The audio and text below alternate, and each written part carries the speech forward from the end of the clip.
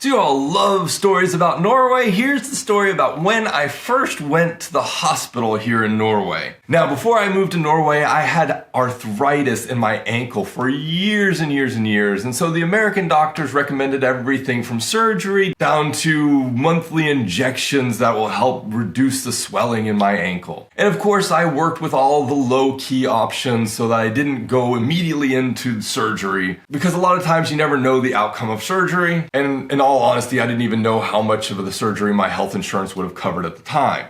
And so when I moved to Norway, the arthritis continued to bother me. Every day I was in pain, so I would wake up in the morning, and sometimes it was just a mild, irritating pain, and then some days it was the kind of pain that you didn't even want to get out of bed. But I lived with it years and years and years. And a lot of times I felt irritable because of it. A lot of times it caused me to feel angry and upset at myself for not being able to do the things that I wanted to do, and for limiting my ability to have fun and even to just do the basic things like stand and lecture for a couple of hours. So after a few meetings with my general practitioner, she finally recommended that I get a consult to see if surgery is an option for me. So a few weeks later, I went to the hospital to meet with a surgeon. They did a few scans, and eventually they got back to me and said, yes, surgery is a possibility if this is something you want to do. And having had arthritis in my ankle for going on 10 years, I finally decided that this was enough. And even though there was a risk in getting surgery, I really wanted to see if there was a possibility that I could live the rest of my life in a way that isn't as limited as it was. So with a little bit of fear, but a lot of hope, yes, let's do this surgery.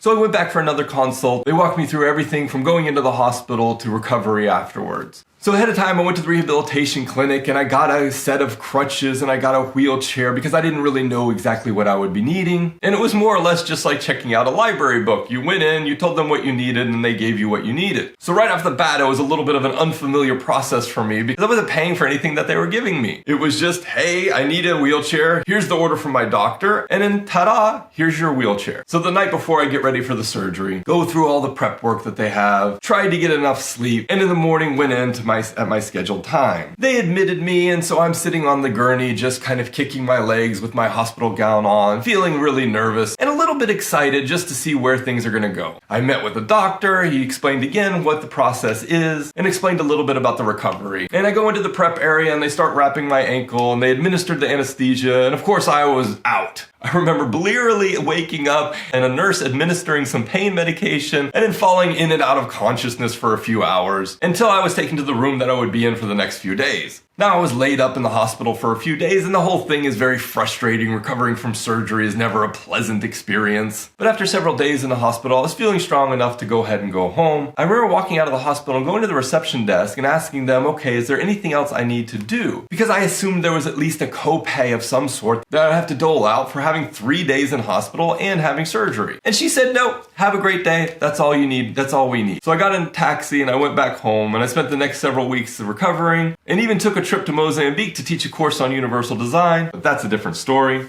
And I was left with a feeling of comfort that the only thing I needed to worry about after having spent the time in the hospital was recovering from that surgery. And I think this is one of my favorite stories of living in Norway, because a lot of times I struggle to describe what it means to me to be part of this community. Because it's hard to put your finger on something and say, this is what I love about living here. But when I got to leave that hospital without a care in the world, other than my own health, welfare, and recovery, I did so with a feeling of love.